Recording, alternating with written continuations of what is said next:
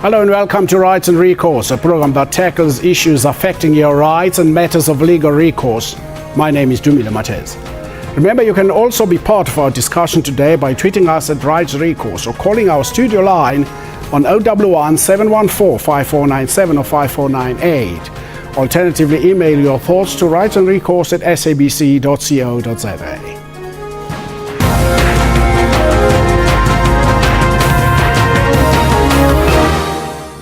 The 25th African Union Summit, focusing on women empowerment and development, which was held in Johannesburg recently, has come and gone, but the summit was overshadowed by the attendance of Sudanese President Omar Hassan al-Bashir, who is wanted by the International Criminal Court for a murderous campaign which left thousands of people dead and 1.5 million displaced in Darfour. South Africa's failure to arrest and hand over the Sudanese President to the International Criminal Court has left the government with a hot potato. Not only that, al-Bashir's visit has also sharpened the debate about the ICC's credibility and impartiality, with skeptics accusing the court of only targeting African head of states. Today on Rights and Recourse, we'll look at recent developments and obligations of member countries who signed and ratified the Rome Statute.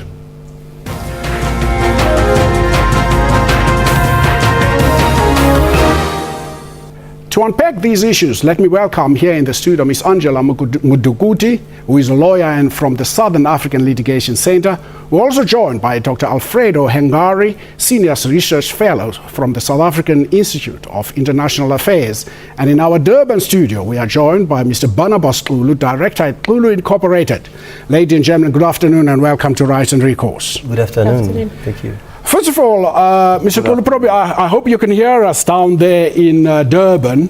First of all, it would seem to me at face value that, as our introduction says, probably as we go along, that the President Omar al-Bashir was indicted and implicated by the ICC by association rather than hard evidence, as the real perpetrators are the Janjaweed militia. Do you want to? Well, I think it's a very difficult question to respond to. But first, let me start with the Janjaweed militia, because I think that will give us an idea as to when it comes to the role of President Omar al-Bashir in the genocide in Darfur. The Janjaweed militia is essentially composed of Arab men. It means essentially men on horseback with a gun. It started as a sort of a low-intensity type of conflict and massacres committed on what was traditionally African agricultural communities in Darfur. But the scale of the violence increased because there has been some clear evidence of the Janjaweed being assisted by the state. In the form of initially when they started with they were on horseback, but they started to have 4x4s, and they were also accompanied by helicopters. So these are some of the questions that really started to focus attention to the government in Khartoum. So I think the scale of the genocide, one cannot effectively ignore the role of the state. Do you want to add to that, Angela? Well, yes, just to say that the ICC's evidence has implicated President Bashir and connected him to the Janjaweed, offering commands and financial support for their activities. So there is a link that's been made. And also, remember, with international jurisprudence, we often look at the command responsibility doctrine, which then also involves the relevant parties who are pulling the strings, so to speak. And it's not just Bashir. I mean, his Minister of Defense has also been indicted by the ICC. Let's get a view from Mr. Barnabas Xulu in Durban. Mr. Barnabas Xulu, you heard the evidence before the ICC. Yes, I had the evidence. The evidence, in fact, was, in fact, the decision that was taken by the ICC, yes, was based on the evidence which was referred to by the Security Council, when the chamber then decided to indict President Omar al-Bashir. But that question actually is not an issue now, whether there is evidence or no evidence. I thought our focus today would be on whether South Africa carried out its obligation, and if it didn't, what then is going to be the question after that, if it didn't carry out its obligation as a member of ICC. I don't think that we can dwell on the question of what kind and the extent of the evidence at the moment, as we know how the matter has unfolded. Okay, let's leave off for a moment. I want to come back to it later, but I just want to say Mr. Kulu has raised an issue that this case was referred to the ICC by the UN Security Council. My concern with that is there are, in the UN Security Council, there are seat members who have neither signed nor ratified the Rome Statute. That is a valid concern, but it doesn't negate the fact that the ICC then conducted an independent investigation into Sudan and found that there was evidence of genocide. That was the Kasisi Commission? Yes, and found that there was evidence of genocide, war crimes, and crimes against humanity. So whether or not UN Security Council members have ratified, the point is there's evidence and there are crimes that are being committed and justice has to be done. It is a valid concern that perhaps at the UN Security Council level we see politics at play more than anything else, but the UN Security Council cannot refer a matter and then the ICC take it just because it's come from the UN Security Council. The ICC has to independently evaluate that situation and then indict people. And then they did the investigation, they came across what you gave us earlier. Yeah, it is true that the evidence and also the hard facts show that about 400,000 civilians were killed in Darfour. The evidence also tells us that 1.2 million, 1.5 million internally displaced persons from that region. So I think there's a clear case here for Omar al-Bashir to answer. And I think the critical question that possibly would come later in the debate is the AU position that was taken at the extraordinary summit in 2013, whether that to a certain degree shift the cursor to another level where African heads of states have to think as to whether they need to deliver one of their own. One of the things I want to come to, we'll come to that, but what I want to come to, I just want us to get over this. What is the Rome Statute and what role does it play in the adherence to indictments by the ICC? The Rome Statute is the founding treaty of the ICC, and it basically has built the framework for international criminal justice. So it details crimes against humanity, genocide and war crimes, the evidentiary standards, the rules and regulations with regard to the Assembly of States parties. So it's the backbone to the International Criminal Court and to the international criminal justice framework we have today. Mr. Kulu, you wanted to say something there? Yes, I want to say something that it is an independent body. It's not a body of the UN, and in this case the UN supersedes whatever is decided by the ICC. Now, the challenges that we are dealing with now are primarily caused by that, because in terms of the UN or in terms of the customary international law, the head of state enjoys immunity. And that is in terms of the UN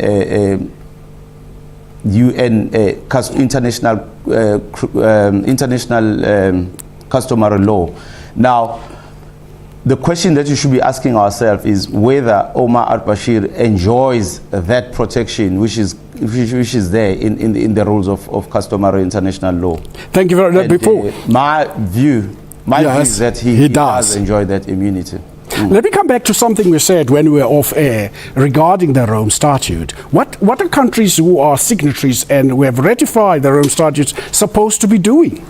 Before I get to that, I'd just like to contradict my learned colleague. The UN Security Council referral 1593 of President Omar Bashir removes his immunity.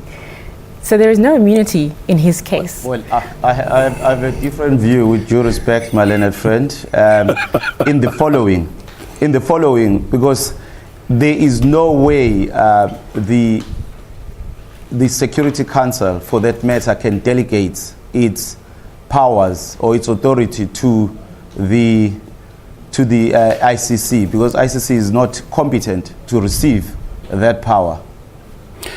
We'll come to. I think there's a difference of opinion here. We'll come to that. But let us go back to the Rome Statute. Yes. Earlier, before we came on air, we had how do countries domesticate the Rome Statutes? Very simple. They integrate it into their domestic law. Usually they integrate it into their Criminal Procedure Act or their criminal code. So it becomes domestic law. So they look at the Rome Statute text and they incorporate it in such a way that it complies with domestic law regulations, as South Africa has done. South Africa has done that, Mr. Kulu, down in the South Africa has done that by creating Act number 27, which actually is the implementation of the Rome Statute, and it's within our legislation. Do you want to comment on that? That is correct, but where there is conflict, like it is the case now, where there is conflict, the UN Charter supersedes or has supremacy over whatever the ICC provides. Let us get over this UN Charter thing, Dr. Hengari. The UN Charter, as we all know it, actually is a very broad principle of the UN. Now, the Rome Statute is a very specific statute that says all member states have an obligation to arrest anybody who is a fugitive to justice internationally. Well, that is quite correct, and in the case of South Africa, where the treaty has been domesticated, even more so. But the critical issue here is the manner in which the ICC over the past few years have been contested by African heads of states, and specifically the African Union. So I think it raises a number of conundrums when it comes to the application of the right application of the statute, especially in the case of South Africa.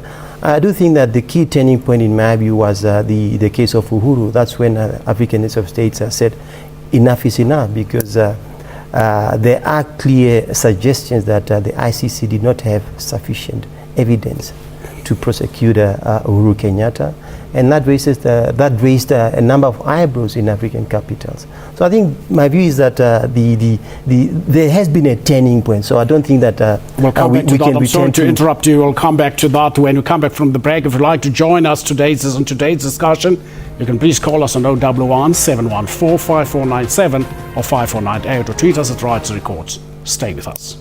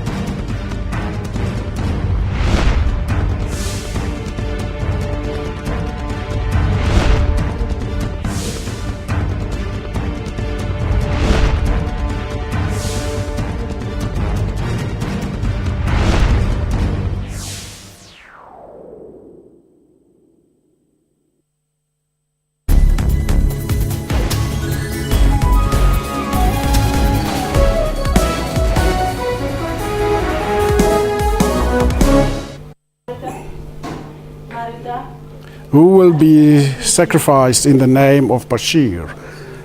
No.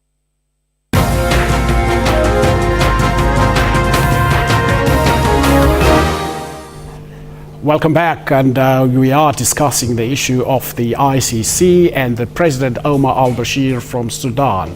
With us here in the studio is Dr. Shiruma, I don't know whether I've got that right now, Shiruma Hengari and Angela Muduguti, and down in Durban with Mr. Barnabas Kulu.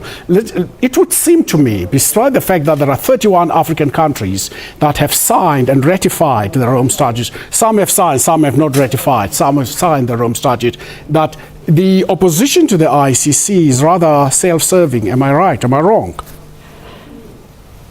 Mr. Kulu, you want to come in there? In this case, for instance, Sudan is not a member of the ICC, so it is not bound by what the ICC decides. It is then not affected by whatever decision that the ICC takes. That is why there is now a problem with this indictment, because it is only applicable solely to those people who are members, or to states that are members. And the UN Charter excludes decisions by ICC to affect its members as such. How difficult? Yes, they have agreements. There's an agreement between ICC and the UN, but even that agreement does not take away the obligations of the member states in the UN to be filtered into those who are members of the ICC. So the starting point really is to look at the framework of taking from the UN Charter and all conventions there, as well as agreements arising from the Charter, before you even go to the ICC. I would want to make, at some stage, Mr. Kulu, I wanted to make the connection between the UN Charter and the ICC and the Rome Statute so that we are at the same wavelength, because I'm trying to find the link between the Charter and the ICC and the Rome Statute. But let's go ahead. The question I wanted to ask, first of all, is how difficult does it make it for the ICC, that does not have law enforcement agencies, to make this job of prosecutorial authority work rather than relying on member states to make the arrests? It does make it very difficult for the court, but the beauty of the court is that it works on a system of cooperation. And we are moving towards a model where we don't force people to do things, but people agree to it and then adhere to it, which I think is personally a more progressive model. But as we see now, in reality, it doesn't always play out the way you would hope it would. But ideally, states would adhere to their responsibilities, and in this case, South Africa would have arrested President Omar al-Bashir. But why did South Africa not do its obligation, meet its obligations? I think it's a political question. As we know, South Africa was part of the decision in 2013. Where the AU decision at an extraordinary summit, where leaders agreed that no sitting head of state must be tried by the ICC. And I think that also opened some opportunity for possibly better cooperation once the head of state, the indicted head of state is no longer in office. I think that was the thinking behind that type of position, because clearly, as I had mentioned earlier, the case of Uhuru was a turning point. Where African leaders felt that this is just not correct, because... We'll come back to that. Mr. Kulu, I know you wanted to say something. I'll come back to that. There's a caller on the line. Noah, good afternoon and welcome to Rights and Recourse. Hello, how are you? Fine, thanks. How are you? Yes, I just want to contribute on Bashir. I'm phoning from Johannesburg. Yes. Yes. I think they should have not invited him in the first place, because this, as I see it, it's an embarrassment, because these things, it will say South African government doesn't respect the court of law in other ways. But I think the best way it was supposed to be, they should have not invited him into the South African soils. Thank you very much. Thank you very much, Noah. Thank you. We got your gist of your question there. Mr. Kulu, Noah says, I think you can combine this with your answer you wanted to give us the last time. President Omar al-Bashir should not have been invited to South Africa in the first place. That is not correct. He is protected as the head of state. The Geneva Convention protects him. The customary international law protects him. He is the head of states currently. He cannot be charged by foreign governments as it is. He is excluded from that criminal jurisdiction. Now, the AU, in the AU, he was participating, executing his diplomatic mission, and he enjoys the protection. The arrest of President Omar al-Bashir is basically at the behest of the Security Council. We've seen other tribunals that were established by the UN. They were effective because they were deriving the power from the Security Council, and it was more of an extension. The ICC is not the extension of the UN. Now, if you are a member state in the UN, you'll focus on the obligations that are created by the UN to you as the member. And in this case, South Africa was relying on the UN provisions or conventions which actually gives immunity. I don't think South Africa was relying on the UN provisions. No, absolutely not. And I have to interject again because the Geneva Conventions have nothing to do with immunity. Geneva Conventions are about war crimes. And secondly, South Africa was relying on this government gazette that they promulgated in June that supposedly gave immunity to Bashir, but that never passed through both houses of parliament, so cannot be law. If the executive could just promulgate something in the government gazette and it becomes law tomorrow, we'd be subject to all sorts of things. For something to become law in the Republic, it must go through both houses of parliament. That immunity government gazette clause did not go through this process. And even if it had, it would still be unconstitutional and invalid. And so South Africa, the legal representatives from the state didn't make any submissions about the UN Charter. Their focus of their argument was that there is immunity based on the promulgation of this government gazette. Talking about that, now that South Africa has promulgated the Rome Statute into their own legislation, how difficult is it going to be for South Africa to change that and withdraw from the ICC?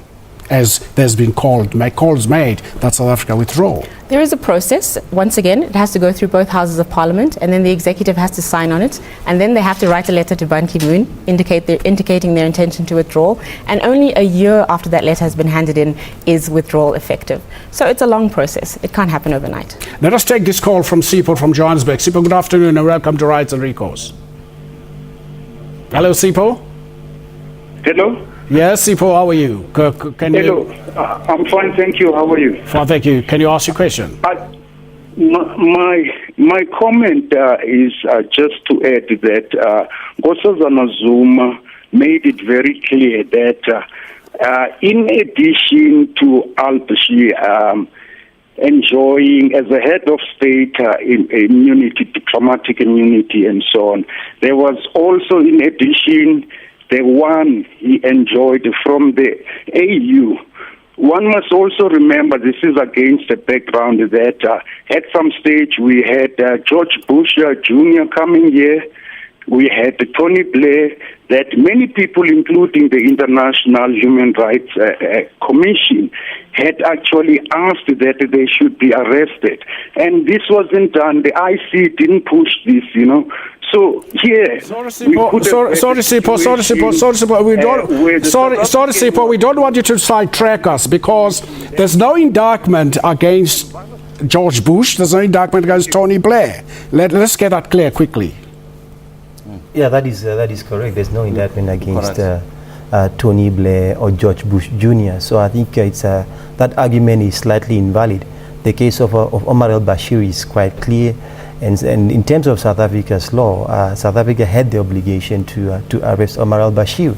The decision that was taken is one that is largely political. It had to do with South Africa's own foreign policy considerations in Africa. I want to come to the foreign policy issue when we come back. If you'd like to join us, you can call us on today's discussion on 011-714-5497 or 5498, or tweet us at Rights and Recourse, or email your thoughts to rightsandrecourse@sabc.co.za. Stay with us.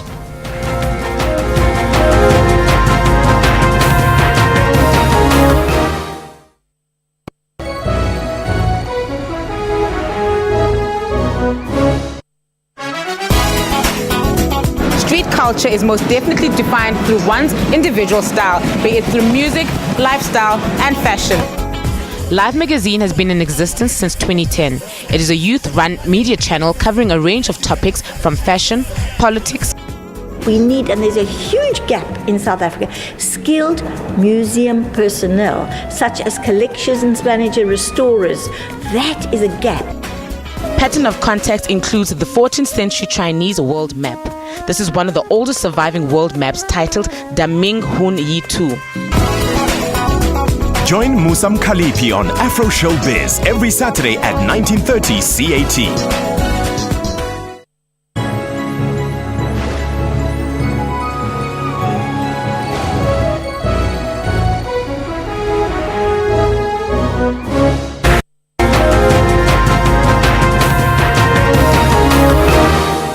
Welcome back, and let's now first hear the Twitter community what the Twitter community has to say on this issue. Snoopy says, who will be sacrificed in the name of Bashir? Tony Roberts says, no use. Zuma made up his mind about everything. That's why SA is failing. And then Snoopy again. Snoopy's a tweeter. Just one Q. Who is in charge of our justice system? JZ or Muhweng? Why is the government investigating al-Bashir's escape?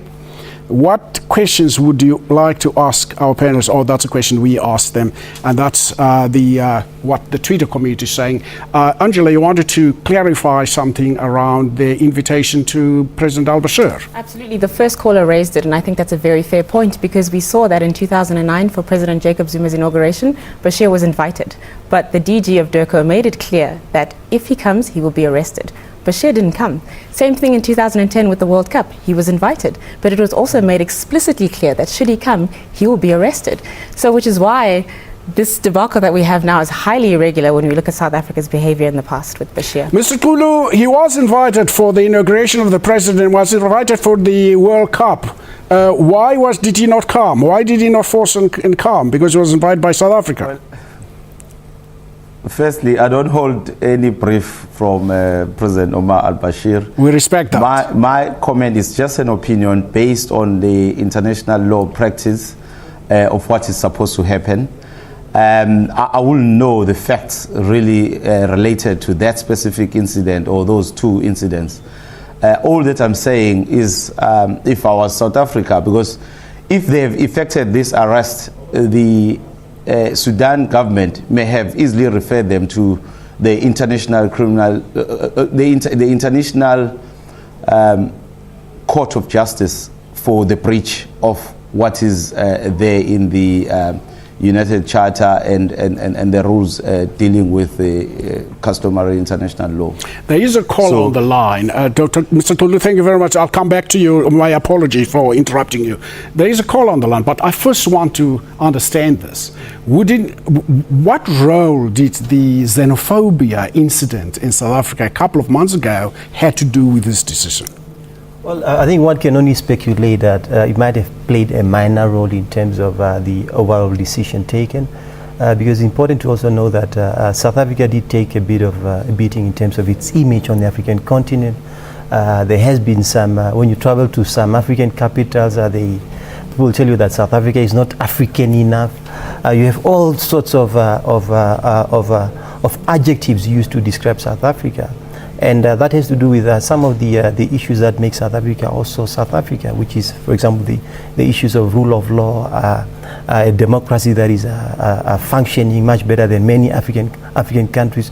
So for South Africa to think about arresting Omar al-Bashir in that climate where South Africa is also has expectations of itself in terms of a role on the African continent, to see itself as a protector of African interests. And I think the position that was taken by African leaders when it comes to the ICC is one that seeks to affirm Africa vis-a-vis, what is now seen as a Western, a pro-Western institution. Dr. Hangari, let's take this call from the Eastern Cape. Nono, good afternoon and welcome to Rights and Recourse. Good afternoon, Dr. Listen, sir, you know what, the only interest that I'm having with your panel is, what interest is the South African media do they have an interest of Africa, or do they have a European or an American interest? That's it. Because to me, you take your big vote. Thank you, No. We got your question. Your question is, what interest does the media have? And I think the media has a great deal of interest in terms of the adherence to the rule of law. Absolutely, because South Africa domesticated the Rome Statute and has taken it upon itself to adhere to these obligations. And so this is a rule of law question, which is why the court ruled in our favor that they should have arrested Bashir, because the law on this is clear.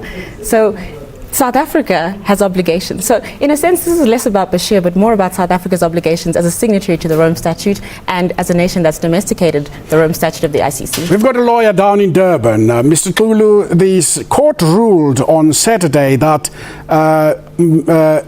ruled on Friday. Was it Saturday or Friday? Sunday, that the President Omar al-Bashir should not be allowed to leave South Africa. And it would seem to me we do not adhere to a fundamental issue of the rule of law. What's your view? Well, on the face of it, it looks like that. South African government needs to explain. I've just pointed out what I'm of the view strongly that there was no way this arrest was going to be lawful, because the resolution by the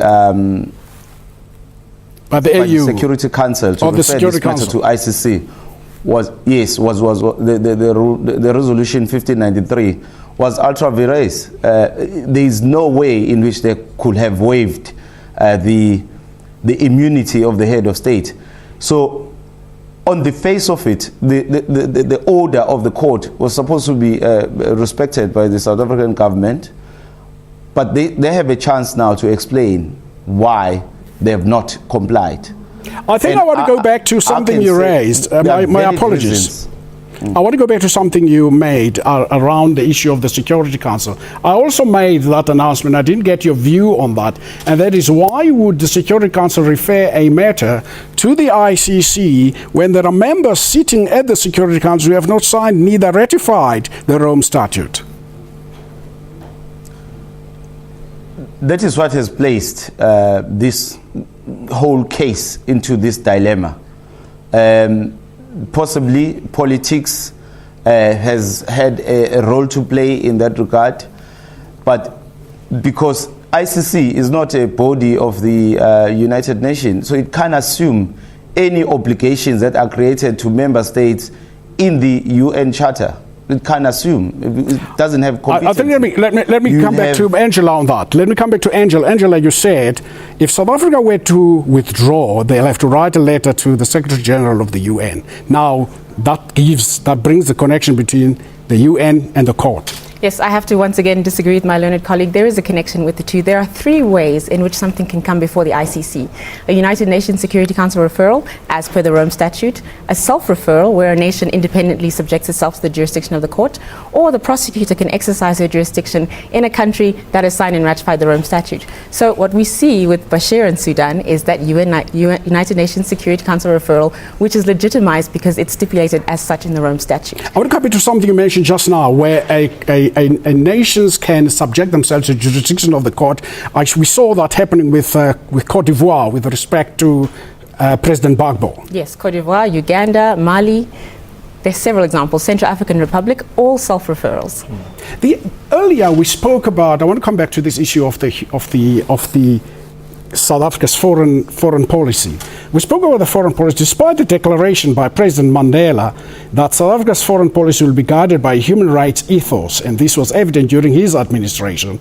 Has something changed in the South African foreign policy? Well, it's very difficult to say that something has changed. But at the time when Nelson Mandela was talking about issues of human rights, South Africa was not yet an active player on the African continent. So the terrain in Africa and South Africa's initiative started to encounter problems in Africa when it comes to some of the values that are quite central in South Africa's foreign policy. So the critical question became also, how do we engage Africa when we put issues of human rights in front? We might run into problems. So maybe we have to rethink the engagement strategies when it comes to some of these countries, because you cannot talk peace in Sudan, for example, and then you elevate issues of human rights in front of Omar al-Bashir. I don't think that he's likely to listen to you. So South Africa's agency in Africa was constrained by the realities on the ground. So I don't think that South Africa has in any way devalued issues of human rights in Africa. I don't think so. I think it's a question of the diplomatic engagements of the country, where the country started to encounter serious problems. Well, we saw actually at that time when President Mandela was the president of South Africa, his outgoing criticism of Nigeria at the Commonwealth summit, where he actually led to Nigeria being suspended, and Nigeria refused to send their soccer team to come and play in the African Nations Cup in 1996. Yeah, that's a very good example where possibly the first encounter South Africa had when it comes to issues of human rights in Africa. And I think after that, there was a clear revision of South Africa's engagement strategy, because Nigeria did not take South Africa's interference in Nigeria's domestic affairs kindly.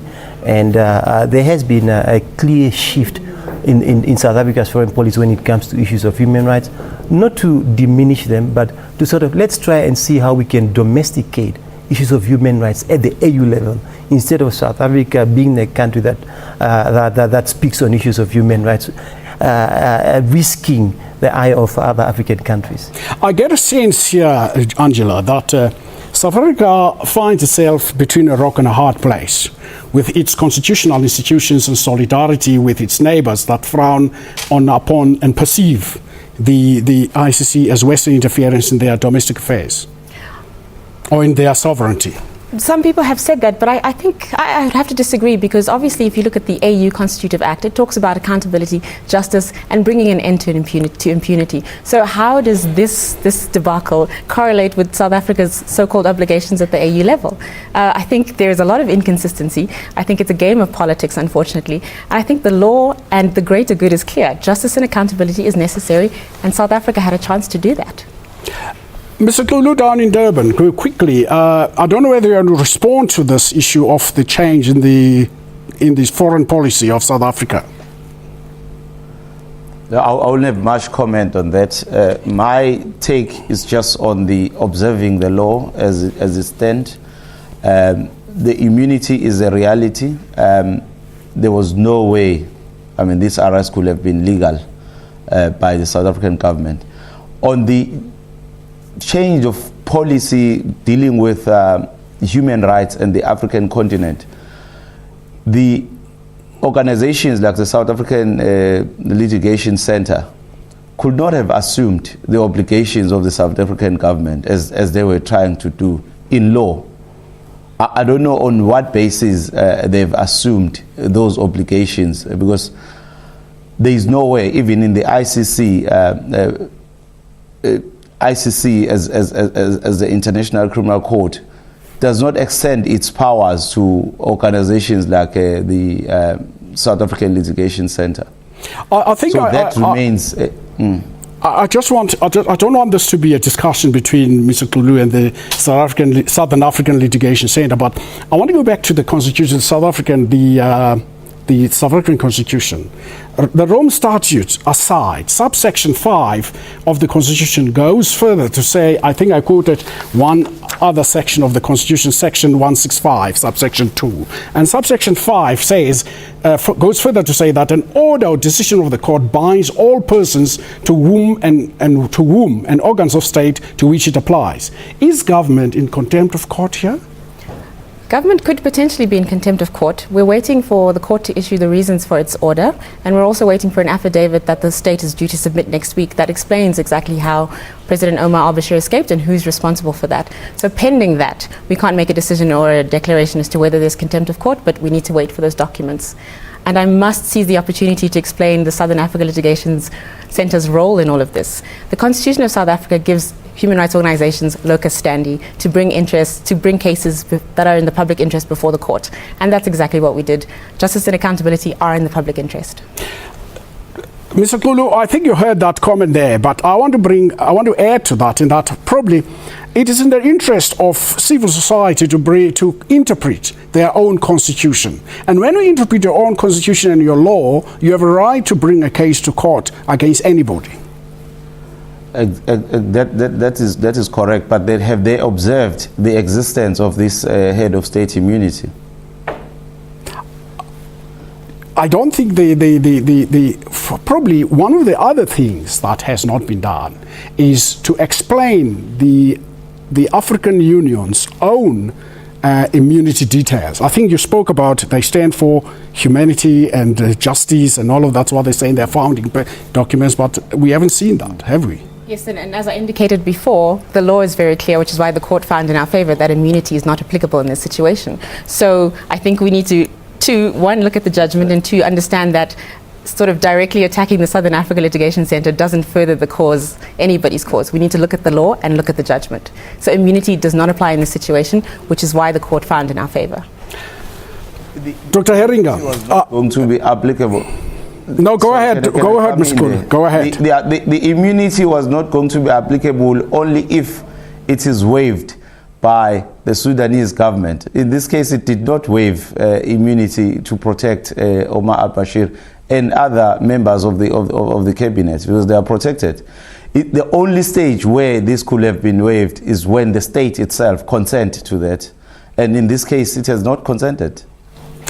And in as much as the UN could not have waived it, the UN and the Security Council could not have waived the immunity which protects Omar al-Bashir. Let's come back to something else, Dr. Heringa. Dr. Heringa, there has been a general call from, amongst others, no less a person than the President of Zimbabwe and Chairman of the AU, that African countries should withdraw and block from the ICC. Could this be the only solution? I don't think that it's the only solution. And that position is not new.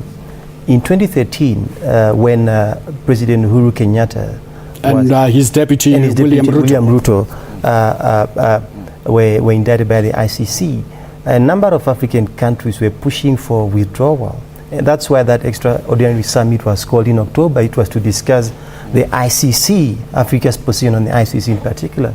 And it's important to mention here that South Africa was one of the countries that insisted that we should not withdraw from the ICC in the absence of other solid legal instruments on the African continent to deal with issues of impunity. So I think today the question of withdrawal, in my view, is no longer one that is urgent, because the question that was really the turning point, as I had mentioned earlier, was Uhuru Kenyatta, because prior to that there were no calls on the part of African countries to withdraw from the ICC, because the issue of Omar al-Bashir clearly divides the African continent. I do believe sincerely that there are African leaders who believe that President Omar al-Bashir has a case to answer in Darfour. So Uhuru was a turning point, because we are dealing with a democracy here that is quite respectable, and also the overzealousness of Ocampo at the time. I wanted to come to that. I'll come to the overzealousness of Moreno Ocampo. If you'd like to join us, you can please call us on 011-714-5497 or 5498, or tweet us at Rights and Recourse, and email us on rightsandrecourse@sabc.co.za. After the break, AU spokesperson shed light on the stance of the AU on President Omar al-Bashir, so that we don't put words in their mouths.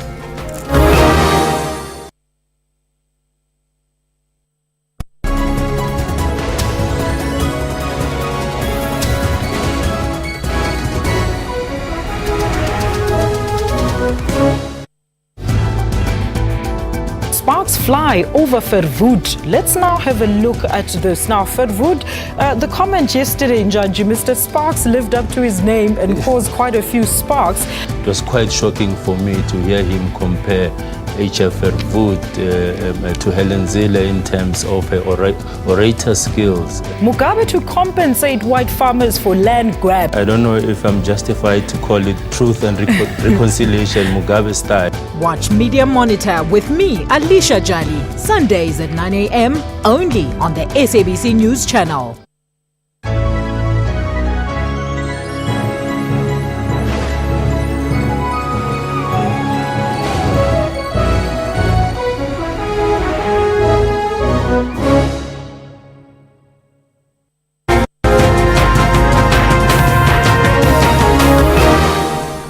Welcome back. AU spokesperson Jacob Eno Eburn shed light on the stance of the AU on President Omar al-Bashir.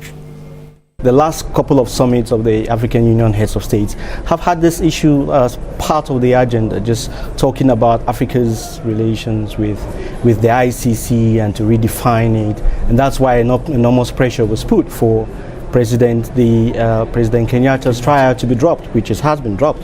And so we're working now on other cases, the Deputy President of Kenya, as well as that of President al-Bashir. And for us, and it's not to communicate that the African Union supports impunity. In fact, if you look at the Constitutive Act, we are moving forward to having an African court where we are going to have such issues. I don't know if those detractors who are talking about the AU and supposed promulgation of impunity are looking at the trial of Hassan that's currently taking place in Senegal. Okay, just to tell the public and the rest of the world that the AU doesn't promote impunity, but then we are working to ensure that our continent really achieves some of its goals of integration, development, and for that matter, the theme for this year is women's empowerment and development towards Agenda 2063, and would really like to focus on this. Well, you heard there even Ido talking about Hassan. Hassan was the president of Chad who was being tried in Senegal. That's after many years. Well, let's take this call before we comment on what he said. Let's take this call from Fernando in Durban. Fernando, good afternoon and welcome to Rights and Recourse. Good day. How are you, sir? What is your question?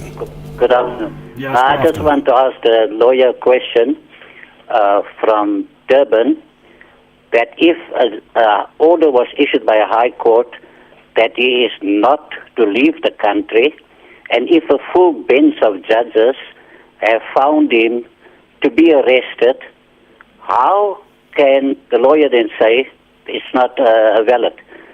And if that is the case, that if our full bench of judges and the high court judge is wrong, then we are really in trouble in this country. Thank you, Fernando. Mr. Kulu, you heard that question from Fernando. I think it was directed at you. Yes, I've heard the question. The court order remains to be answered. They still have to give explanation how did he get out of the country. Now, I've said to it, on the face of it, it will seem as if the South African government have committed an attempt, a contempt of the court order. But we don't know what is their explanation, and I think we should be respecting the opportunity which is given now to the South African government to provide its explanation. Well, I think Mr. Kulu is right. We cannot preempt the fact that the South African government is in contempt of court until the court says so, until probably you guys bring your application to the court. You wanted to say something around that? I wanted to actually discuss this idea of withdrawal. The idea of withdrawal from the ICC. And just to say that it's potentially the worst thing the African continent would do, because if we look at the SADC tribunal, it's been disbanded, and if it comes into existence again, it will only be a court that will hear interstate disputes, removing that individual access. So what will individual victims do then? We look at this African court that the AU representative has just spoken about. That African court currently doesn't have criminal jurisdiction. And the protocol that will give it criminal jurisdiction includes immunity for heads of state and senior government officials. Now, the definition of senior government officials is very broad. Immunity for heads of state, when people stay in power for 30 or 40 years, evidence disappears, witnesses die. How does this make sense for a continent that's trying to encourage justice and accountability? Well, yes, I wanted to come to exactly that point. That is, this African Court for Human and People's Rights was established in 1998, but to date, we have seen no cases before this court. And 1998 is a long time, nearly 10 years ago. Oh, it's busy with cases, but not criminal cases. So cases which then result in damages, like civil award of damages. Just want to explain something else here for our viewers, and that Angela mentioned of the SADC tribunal. The SADC tribunal had the case of the farmers from Zimbabwe, and it made findings, and those findings were just ignored. How can we then expect an African court to... I'm not saying an African court won't be able to solve issues. Well, I think it's... as Angela rightly pointed out, there is in Africa, there has been for a very long time a culture of a state-centric approach to dealing with human rights issues, and the ICC somehow covered that gap quite well, and that's why Africa's withdrawal from the ICC will be should be seen as an insult to ordinary Africans who at times suffer at the hands of unaccountable regimes. And I think it also goes against some of the commitments that Africa or the AU has made in terms of its own act, where it talks about issues of non-indifference when it comes to large-scale abuses of human rights. So I think there is at times a clear contradiction between the commitment that African leaders have made when it comes to civilians and also the commitments that they have towards each other, which is the very state-centric aspect that they at times try to promote. Angela, what concerned me, I've got nothing against women, was there are very real issues facing this continent of Africa. We've seen what is happening in North Africa, in Libya, in Tunisia, and all of that part of the world, and also in Nigeria. We've seen thousands of Africans drowning in the Mediterranean Sea. We've seen a whole lot of these things happening, and Africa is busy talking about women development when these cases are right in front of them. I think it was fair that the summit was themed accordingly. I think the AU focuses on certain issues at certain times, and it's not to say that just because the summit had a particular title that they didn't discuss other things. So I think, broadly speaking, these issues are being canvassed. Mr. Kulu, do you want to say something around that? Yeah, look. Probably around the court, around the African Court for Human and People's Rights. Yes. Well, look, AU is a regional, or is a regional arrangement of the United Nations.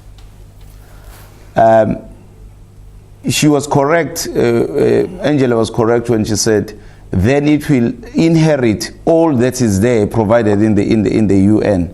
So which means the revision or the removal of this protection which exists now can only be dealt with by the UN at its level in its assembly to remove this immunity, because the AU cannot, like all its member states are members of the UN, they cannot overrule the supremacy of the UN provision. So the court that will be established, or the established court in Africa, will have to observe those rules and the principles which are well founded. I want to go back to that, but I want to take this call from Bongani, KwaZulu-Natal. Bongani, good afternoon and welcome to Rights and Recourse. Good afternoon and to your guest. Thank you. What is your question? No, it's not a question, actually. I just want to add something on this issue. Yes. It's not a question. I mean, firstly, I would like to thank the guest. At least now you have come to a conclusion that let us not judge the government in terms of action taken till they explain their position. Yes. But the first important thing that I want to mention is that I'm behind. I'll recommend that AU withdraw its members from the ICC, because we had so many cases of like Iraq, to mention one, where these big countries like America and British, and those countries are part without like a UN directive. So with that, and then all those people, they've never been brought to ICC. We've never seen that. Most you see is African countries, and that are also always called it up to this court. Thank you very much, Bongani. Thank you, Bongani. We've heard your question to Bongani talking about withdrawal, but I want to go back to something very quickly that Mr. Kulu mentioned, and that is the immunity to the head of state cannot be removed by the court. But I think if the Security Council, a high-ranking body of the UN, refers a case to this ICC, that means that immunity has been withdrawn. Absolutely. It's that simple as you have explained it. Yes. Quickly, we are running out of time, but I wanted to ask one. Can I clarify yes, this for the last time? It is not, because ICC is not a body of the UN, so it is not competent to receive the authority from UN. It would seem to me we'll argue about that point, because if we argue that point throughout this program, what then, this whole issue, what does it make of South Africa's stature internationally? Well, there are two issues here. One of them is South Africa did take a bit of flack in terms of its own commitment to rule of law at home. Certainly there has been some damage there. because government ignored its own court. But at the same time, there is an explanation for that, which is largely political, as I had mentioned. South Africa is also worried about how it's seen and perceived by its own African peers. So to arrest a sitting head of state when there is a position, even if it's not legal, even if it does not commit South Africa legally at home, there is an African position that has a certain, there is political. I wanted to give the final word to Angela. I'm sorry to be interrupting you. I think South Africa's reputation has been significantly damaged by this event, because we always talk about South Africa as a constitutional democracy built on respect for human rights and dignity and accountability and justice. And given the history of this country and the legacy of apartheid, it's very important for South Africa to maintain that respect for justice and accountability. Well, it's surely clear that we are not going to solve the problems around this issue here in the studio and this program.